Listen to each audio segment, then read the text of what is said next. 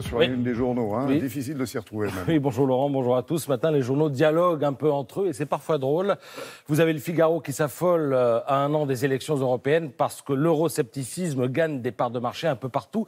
Ça fait peur à Macron, ça fait peur au Figaro qui conseille d'apporter des réponses rapides à la crise migratoire. La crise migratoire, mais quelle crise migratoire? Il n'y a pas de crise migratoire, il n'y a qu'une crise de la solidarité, nous dit l'humanité. Alors là, vous vous dites, on va avoir du mal à mettre tout le monde d'accord, donc vous allez fureter du côté des Échos et vous tombez sur une vieille affaire qu'on avait mis un peu de côté. Écoutez ça, l'adhésion de la Macédoine et de l'Albanie à l'Union européenne. On avait oublié tout ça, mais c'est toujours dans les tuyaux.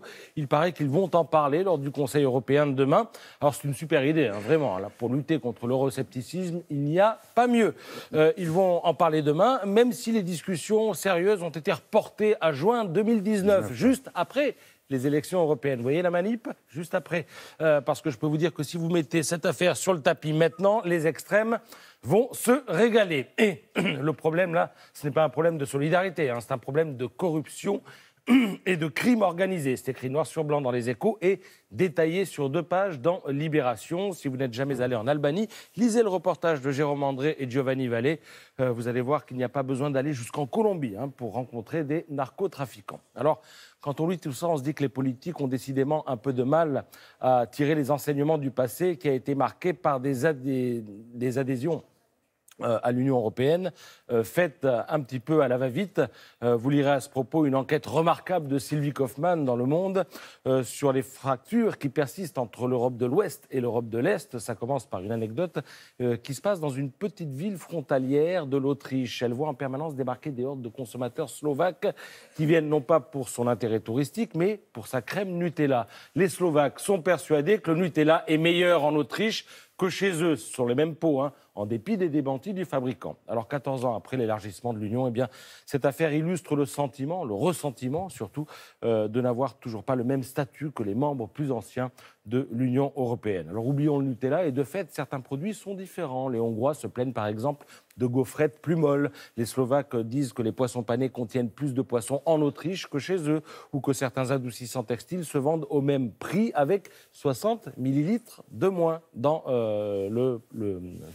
la bouteille. Oui, la bouteille. Alors, et plus on progresse dans la lecture, plus on accumule les témoignages, plus on s'aperçoit que l'élargissement de l'Union européenne aux anciens pays communistes était plus un mariage de raison qu'un mariage d'amour. Et puis l'amour parfois tourne vinaigre, surtout quand à l'Ouest, les pays riches découvrent que l'Est peut être compétitif parce que moins gourmand. L'Ouest a peur du dumping, par exemple. C'est le fameux plombier polonais, rappelez-vous.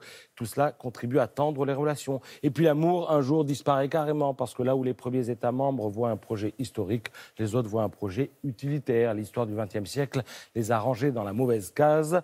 Ils n'ont pas participé à la naissance du projet et n'ont pas été consultés. On leur a juste demandé de digérer ce que le génie bureaucratique bruxellois avait baptisé les acquis communautaires. Voilà ce que vous pourrez lire dans Le Monde. Voilà. Si vous voulez comprendre pourquoi les choses ne sont pas si simples, en ce moment plus que jamais entre Européens historiques et ceux qui sont arrivés en 2004, eh bien, lisez ce papier du Monde. Entre anecdotes et mise en perspective, il aide à comprendre pourquoi l'unité des 28 n'est à ce jour qu'un fantasme.